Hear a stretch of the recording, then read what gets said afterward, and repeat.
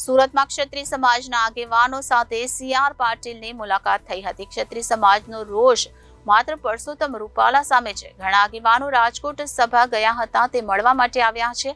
તેમણે કહ્યું છે કે રોષ ભાજપ સામે કે નરેન્દ્ર મોદી સામે નથી, માત્ર રૂપાલા સામે છે।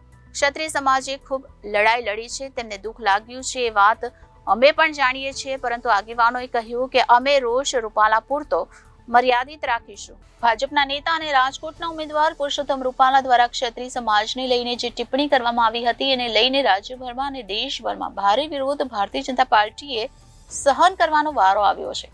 આજે પણ ક્ષત્રિય સમાજ દ્વારા અલગ અલગ વિસ્તારોમાં વિરોધ નોંધાવવાનું શરૂ કરવામાં આવ્યું છે। ખાસ કરીને ભાજપના કાર્યક્રમ હોય ત્યાં આગળ સતત વિરોધ થવાના કારણે હવે પાર્ટીની પણ ચિંતામાં વધારો થયો છે। જો કે આ વિરોધને અટકાવવા માટે હવે ગ્રાઉન્ડ લેવલ પર ભારતીય જનતા પાર્ટી કામ કરી રહી છે।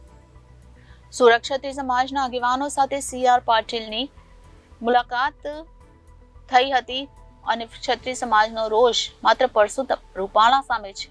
ઘણા આગેવાનો રાજકોટ સભા ગયા હતા, તે મળવા માટે આવ્યા છે। તેમણે કહ્યું છે કે રોષ ભાજપ સામે કે નરેન્દ્ર મોદી સામે નથી, માત્ર રૂપાલા સામે છે। ક્ષત્રિય સમાજે ખૂબ લડાઈ લડી છે, તેમને દુઃખ લાગ્યું છે, એ વાત અમે પણ જાણીએ છીએ, અને આગેવાનોએ કહ્યું કે અમે અમારો રોષ ફક્ત રૂપાલા પૂરતો મર્યાદિત રાખીશું। રાજકોટના ઉમેદવાર કેન્દ્ર સરકારના મંત્રી શ્રી પુરુષોત્તમભાઈ રૂપાલા સાહેબે જે નિવેદન કરવાને કારણે આખા ગુજરાતના ક્ષત્રિય સમાજમાં એક રોષનું વાતાવરણ છે। સ્વાભાવિક છે, અમને હર્ટ થયું છે, અને એના કારણે આજે જે લગભગ 108 ક્ષત્રિય સમાજના આગેવાનો દક્ષિણ ગુજરાતના અહીંયા આવ્યા છે, એ પણ રાજકોટના જે સંમેલનમાં હાજરી એમણે પણ આપી હતી, પરંતુ એમનું સ્પષ્ટ માનવું છે કે આ જે જવાબદારી કે જે રોષ છે એમનો રૂપાલા સાહેબની સામે છે। એમનો આદરણીય પ્રધાનમંત્રી શ્રી નરેન્દ્ર મોદી સાહેબ સામે કોઈ પણ પ્રકારનો વાંધો નથી।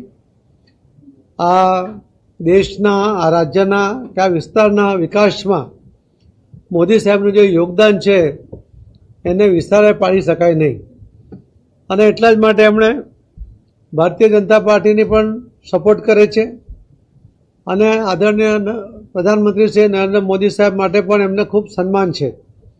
આજે લોકો સામેથી આવ્યા છે કે અમારો જે રોષ છે, અમારો જે વિરોધ છે, એ એમના પૂરતો મર્યાદિત રાખીને અમે આદરણીય પ્રધાનમંત્રી મોદી સાહેબના નેતૃત્વમાં ભારતીય જનતા પાર્ટીને સમર્થન કરીશું, અને એમની સાથે જોડાયેલા જે તમામ આગેવાનો છે એમને પણ એમણે વિનંતી કરી છે, અને આજે ખુલીને બહાર આવ્યા છે, એમના વિરોધને અકબંધ રાખીને આજે આવ્યા છે, એમના અમે સ્વાગત પણ કરીએ છીએ। અને જે ક્ષત્રિય સમાજનો જે ઇતિહાસ રહ્યો છે કે ક્ષમા આપવામાં સૌથી મોટી કોઈની ભૂમિકા રહી હોય, કે સૌથી મોટું દિલ જો કોઈનું રહ્યું હોય તો ક્ષત્રિય સમાજનું રહ્યું છે, એ ઇતિહાસ છે।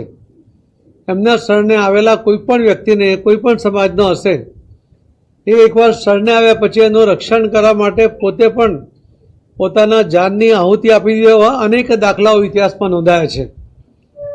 આવી આ જે પ્રજા છે કે જેમાં એક ખમીર છે, અને એમણે કદાચ સૌથી વધારે લડાઈઓ પણ એમણે જ લડી છે, ત્યારે એમને હાથ થાય તો સ્વાભાવિક એના રિએક્શન આવે।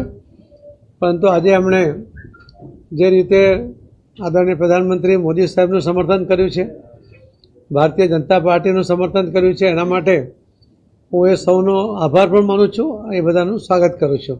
ધન્યવાદ।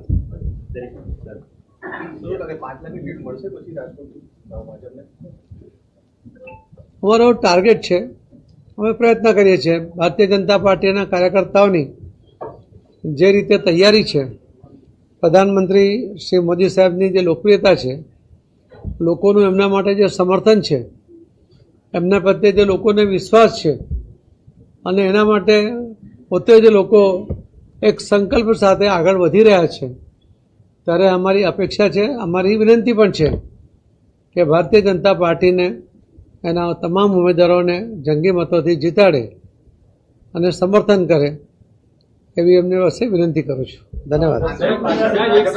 આગેવાનો છે દક્ષિણ ગુજરાતના ક્ષત્રિય આગેવાનોની લાગણી સૌરાષ્ટ્રના ક્ષત્રિયો સમજશે પહોંચશે ત્યાં સુધી ને આ એક પ્રયત્ન છે.